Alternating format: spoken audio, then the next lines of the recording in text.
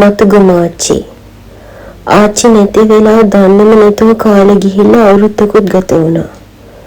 එදා 2025 3:15 ආච්චිගේ අවුරුද්ද දානේ දවස.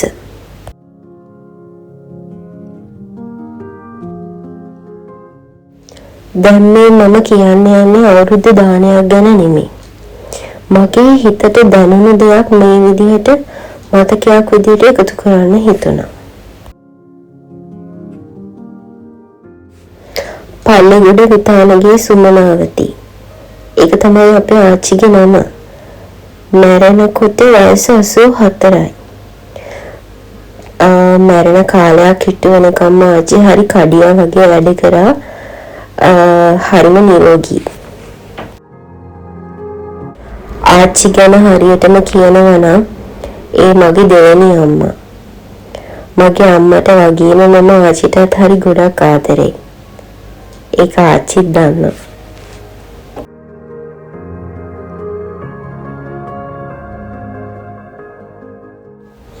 උපදින අපි කවුරුත් දවසක අත්විඳින ඉරණමක් තමයි ආච්චි අත්විඳින්නේ. ඒ ගැන නෙවෙයි මම කතා කරන්න යන්නේ. ඊට වඩා හාත්පසින්ම වෙන දෙයක්. ආච්චි ඒ මරණයත් එක්ක අපිට කියලා දීපු පාඩමක් ගැන. මට දැනෙච්ච දෙයක් මම මේ විදිහට අද සටහනක් තියෙනවා.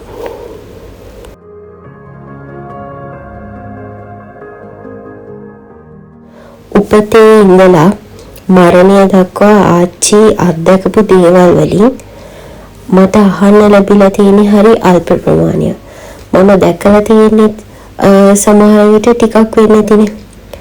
එතකොට ඒ දේවල් වෙනුත් මගේ ජීවිතේට මම ගොඩක් දේවල් ප්‍රායෝගිකව භාවිතා කරලා තියෙනවා.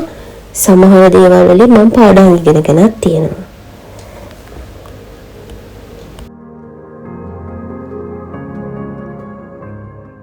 මේ කෙටි මනුස්ස ජීවිතේ අපිට හොඳ මතකයක් විදිහට මිනිස්යාගේ හිත අතර රැඳලා ඉන්න පුළුවන් හරිම අඩු ප්‍රමාණයකට. නරක කෙසේ වෙතත් හොඳ අතර රැඳලා ඉන්න පුළුවන් හරි ටික දෙනාටයි. ඉතින් මට ඒ හොඳ කෙනෙක් වෙන්න ආච්චිගේ ජීවිතයෙන් ආච්චි මට හොඳ පුරුදු අපූර්වට කියලා දුන්නා.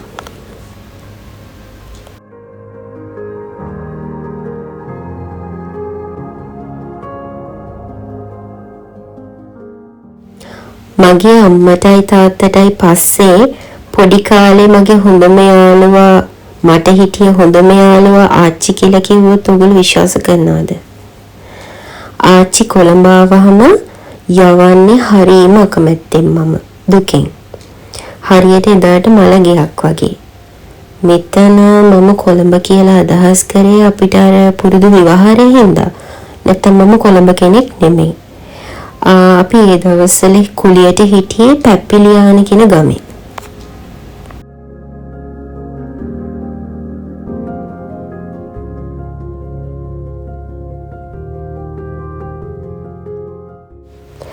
ආච්චි ගැන මම පොඩි කතාවක් කියන්නද? එයා මට හොරෙන් තමයි ගෙදර ආවහම යන්නේ. මමත් ඒ වගේම තමයි දෙවෙනි නෑ. එයාව නතර කරගන්න මම දාන උපාය මාර්ග ටික දන්නේ ආච්චි අපේ අම්මයි විතරයි. ඒකින් මම එකක් කියන්නම්කෝ.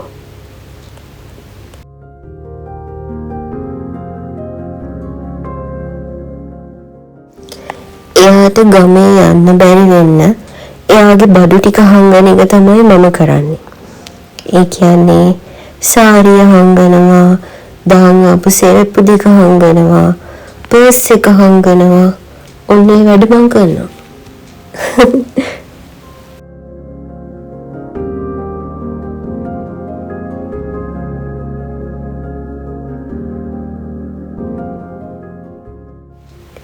අනික තමයි ආච්චිගේ තියෙන එක හොඳ ගතිය. පිනට දහමට ලෝභ නැහැ. ඇති වෙන්න පින් දහම් කරනවා.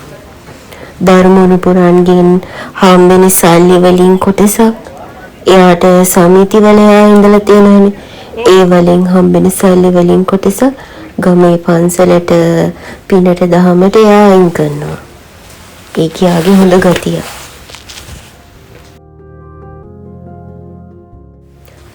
ආච්චිව ආශ්‍රය කරලා තියෙන ඕනම කෙනෙක් දන්නවා ආච්චි කවුද කියලා. මම මේ කියන කතාවට ආච්චි ගැන දන්න ඕනම කෙනෙක් එකඟ වෙනවා. සත්තයි.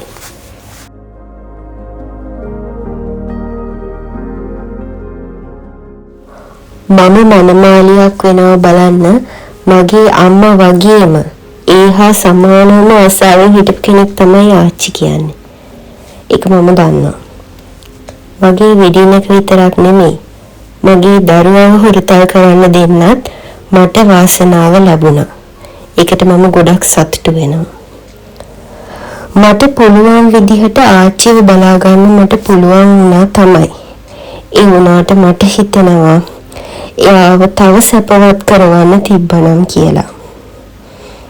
මේ වීඩියෝ එක දාලා මම කියන්නේ යන්න දේ ඔයගොල්ලන්ට තේරෙනවද? අපේ ජීවිතේට අපි ආදරය කරන අපිට වටින පුද්ගලයන්ට ආදරය කරන්න පරක්කු වෙන්න එපා. අපේ ජීවිත හරි කෙටි. නැති වුණාන් පස්සේ ආදරය කිව්වට ඇහෙන්නේ නැහැ. ආදරය කරන්නත් බෑ.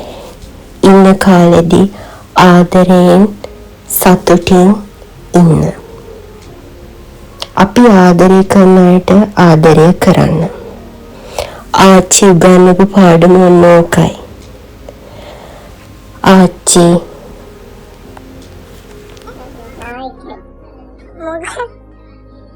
මොකද්ද කියන්නේ හරි වගේ ෆෝන් එකේ මොකද්ද? යාළුවෙක් හොයාගන්න කිව්වා.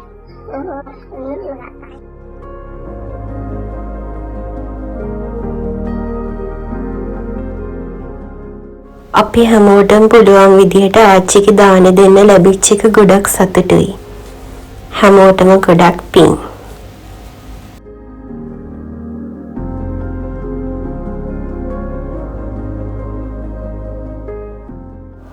හොඳ පුරුදු කරාට ඔයාට ගොඩක් පිං. ඔබට නිවන් සුව. ආදරේ ආච්චි අම්මා.